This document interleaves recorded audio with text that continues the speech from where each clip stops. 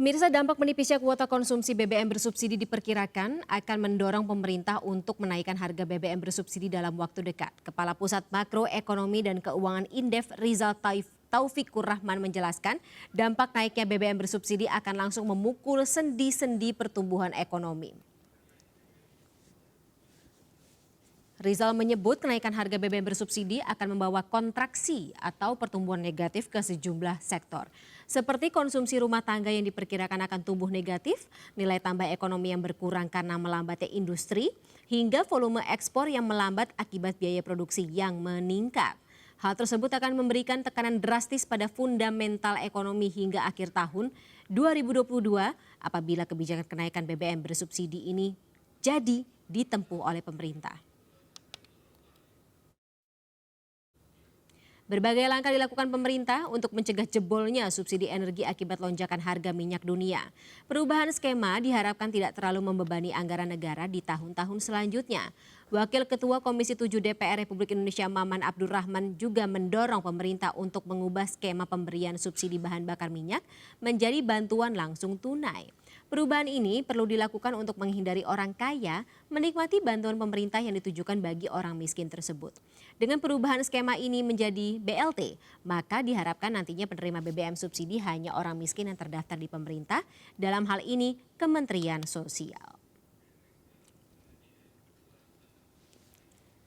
Kita lanjutkan kembali pemirsa dialog bersama Sugeng Suparwoto selaku Ketua Komisi 7 DPR Republik Indonesia dan Abra Talatov peneliti Indef. Mas Abra, saya kembali ke Mas Abra terkait dengan mungkin bisa dielaborasi lebih lanjut mekanisme secara berkala yang sempat Indef sampaikan. Mungkin juga bisa jadi pertimbangan mekanisme ini berjalan ke depannya sehingga tidak memberatkan rakyat.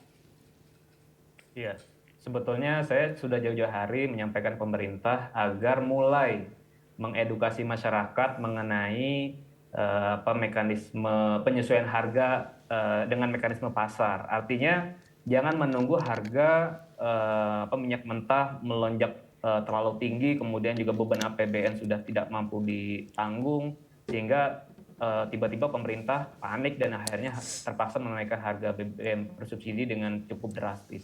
Nah, artinya sebetulnya ketika terjadi tren kenaikan harga ACP, kemudian juga faktor nilai tukar rupiah, pemerintah sudah seharusnya ya bisa melakukan penyesuaian gitu. Jadi inflasi tadi juga bisa diantisipasi oleh masyarakat. Masyarakat juga tidak mengalami shock yang terlalu tinggi, karena yang kita khawatir ketika ini tadi kenaikan harga misalkan 30%, itu yang terjadi bukan hanya efeknya terhadap inflasi di bahan bakar maupun di sektor transportasi, tetapi di sektor-sektor lain. Bahkan bukan hanya inflasi di gelombang pertama, tetapi juga berpotensi muncul second round inflasi, third round inflation. Jadi efek rambatan ini akan terus berlanjut dan pada gilirannya kan akan bisa menekan pertumbuhan ekonomi kita. Dan yang paling buruk lagi yang kita khawatirkan adalah bisa mengganggu ya target-target pemerintah, misalnya bagaimana meningkatkan kesejahteraan masyarakat, menciptakan lapangan kerja, mengurangi tingkat kemiskinan. Dan pada gilirannya kan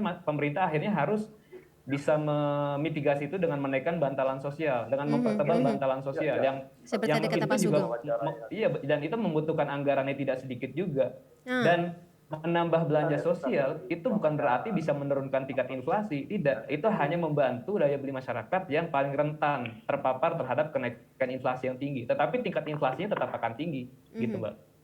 Masih cukup dilematis ya, dan entah kenapa juga masih belum, atau katakanlah kita belum bisa melihat seperti apa penerapannya yang secara konkret di lapangan. Nah, bicara mengenai tadi bantuan sosial atau bantalan sosial Pak Sugeng, selama ini BLT kemudian juga bantuan subsidi lah katakanlah seperti itu kepada rakyat yang tidak mampu ini kan sudah dilakukan, tapi bolak-balik permasalahannya adalah data subsidi yang katakanlah banyak sekali yang miss gitu penerapannya di lapangan. Evaluasi dari DPR sendiri seperti apa Pak? Kenapa banyak sekali missnya? Jadi soal data dan sebagainya, ini kan sebenarnya persoalan persoalan sesuatu yang sebenarnya bisa diatasi dan menyangkut big data saja. Bahwa bayangkan pemilu saja dengan pendekatan quick count saja bisa presisi kok lama-lama dengan margin error tertentu. Ini kenapa? Karena hanya ada orang atau kelompok orang atau ya kelompok-kelompok tertentu yang sudah zona nyaman dengan subsidi terhadap barang. Ingat ya bahwa subsidi itu adalah untuk meningkatkan daya beli masyarakat, utamanya masyarakat miskin, atau untuk menggerakkan ekonomi. Hari ini jelas dari angka-angka Susenas bahkan tinggi sekali, 80% subsidi itu tidak tepat sasaran, dinikmati oleh kelas menengah yang mestinya tidak mendapatkan subsidi. Demikian juga data dari Bappenas, data dari LPM UI pun juga menyatakan demikian. Maka dari itu memang sudah seharusnya bahwa subsidi itu kepada orang, bukan kepada barang. Sekali lagi ya, kepada orang. Kenapa? Karena ideologi subsidi itu adalah untuk meningkatkan daya beli masyarakat. Nah, jadi bahwa masyarakat yang tidak mampulah yang harus disubsidi, karena hak seluruh warga negara untuk mendapatkan barang dan jasa dengan kualitas dan harga yang sama. Tetapi itulah kehadiran negara bagi masyarakat yang tidak mampu untuk mendapatkan barang dan jasa yang dengan kualitas dan harga yang sama, yang sebagaimana bisa dinikmati oleh mampu. Itulah maka hadirlah negara dengan subsidi itu. Nah, kalau subsidi terhadap barang pasti terjadi distorsi seperti hari ini. Nah, itulah yang terjadi. Sekali lagi kan ini kan harus diselesaikan banyak hal. Satu, penyelesaian jangka pendek, jangka menengah dan jangka panjang. Jangka pendeknya saya kira segera gelontorkan bantalan sosial, segera naikkan, sekali lagi segera naikkan kalau memang harus naik, yakni naikkan BBM itu bukan berarti menghapus subsidi itu pun, tapi hanya mengurangi subsidi. Tetapi untuk Pertalite misalnya seharga 7.650 menjadi 10.000, sementara solar dari 6.150 menjadi sekitar 6.800, dari tadi 5.150 menjadi kurang lebih 6.800 sampai 7.200. Tetapi sekali lagi tadi saya kemukakan kelompok-kelompok rentan dengan kenaikan ini ditahan dulu. Misalnya apa? Misalnya adalah roda 2, jadi motor, misalnya juga angkutan umum dan juga angkutan online itu ojol. Ya, harus makanya juga segera mendaftar. Ketiganya adalah truk atau truk tapi tetap yang roda 4, bukan yang lebih dari roda 4, roda 6 dan seterusnya. Nah, dengan demikian negara memang tetap concern terhadap masyarakat-masyarakat yang rentan miskin ini dalam keadaan keuangan negara yang memang juga berat. Kenapa? ICP yang ditetapkan di APBN tahun 2022 itu 63 US dollar per barrel. Sekarang ICP rata-rata meskipun akhir-akhir ini sudah turun ya crude di sekitar angka 97, 98, bahkan beberapa waktu lalu sempat 95 untuk jenis WTI. Tetapi angka rata-ratanya kalau kita angka rata sebulan terakhir ini masih tetap 104,9 US dollar per barrel. Nah inilah. Sementara kita seperti tadi bahwa kita ini sekarang defisit BBM luar biasa tinggi. Kenapa? Karena lifting dalam negeri atau produksi minyak dalam negeri anjlok terus. Mengingat kenapa? Karena memang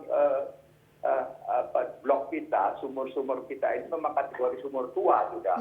Jadi memang memerlukan pendekatan-pendekatan baru dalam hal lifting, dalam hal produksi.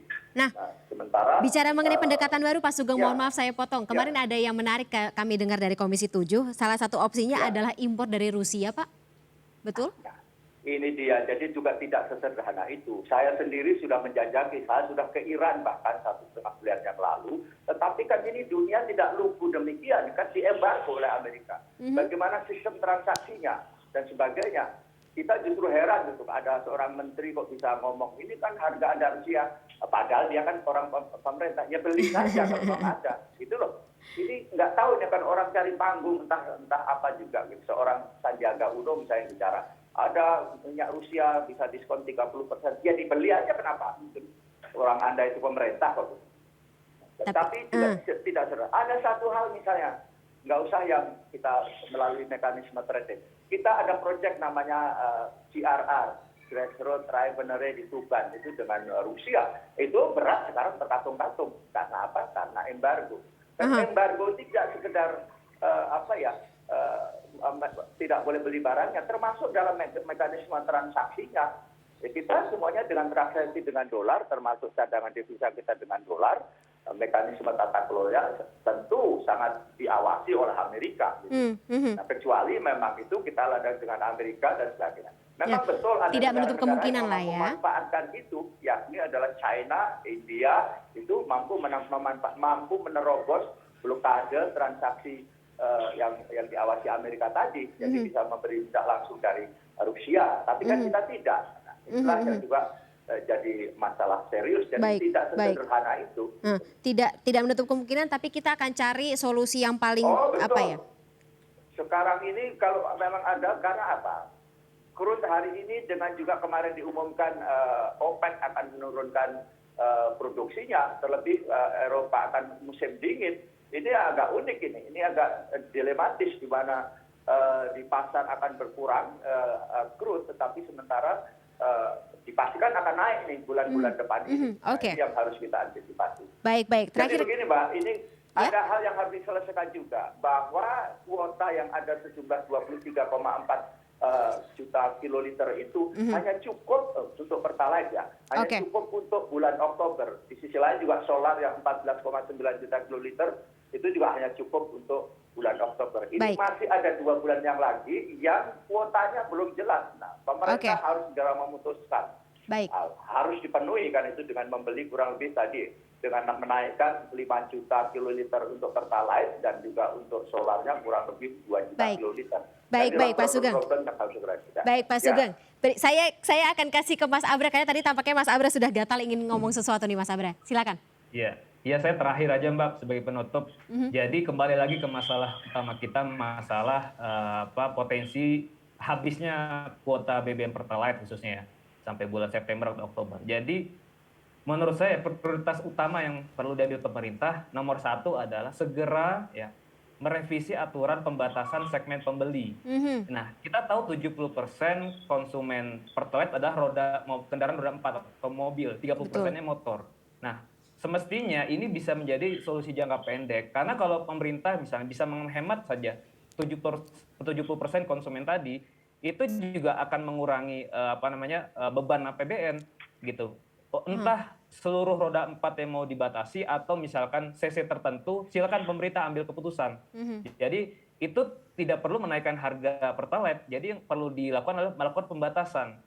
Nah, yang kedua baru pemerintah menambah mulai menambah anggaran bantalan sosial. Yang ketiga baru mulai memikirkan bagaimana ada burden sharing tadi dilakukan dari belanja kementerian lembaga yang tidak urgen, dan juga sisanya baru ditransmisikan ke konsumen. Jadi konsumen itu harus menjadi korban terakhir, jangan jadi korban utama. Jangan ada masalah langsung masyarakat yang menanggung paling duluan. Masyarakat harus yang paling akhir. Kalau pemerintah sudah tidak bisa lagi cari solusi, tidak bisa cari jalan keluar, masyarakat yang terakhir. Begitu Mbak. Baik. Sangat menarik sekali, dan semoga ini bisa menjadi solusi yang paling baik untuk dilaksanakan ke depannya. Terima kasih sekali atas waktunya sore hari ini bersama kami di MNC News Now, Pak Sugeng Suparwoto dan juga Mas Abra Talatov. Terima kasih atas insight-insight yang ada dalam dialog kita sore hari ini. Salam sehat selalu. Terima kasih sekali lagi. Sampai jumpa. Assalamualaikum warahmatullahi wabarakatuh. Ya pemirsa, MNC News Now akan segera kembali sesaat lagi bersama rekan saya Herjuno Syaputra. Tetaplah bersama kami.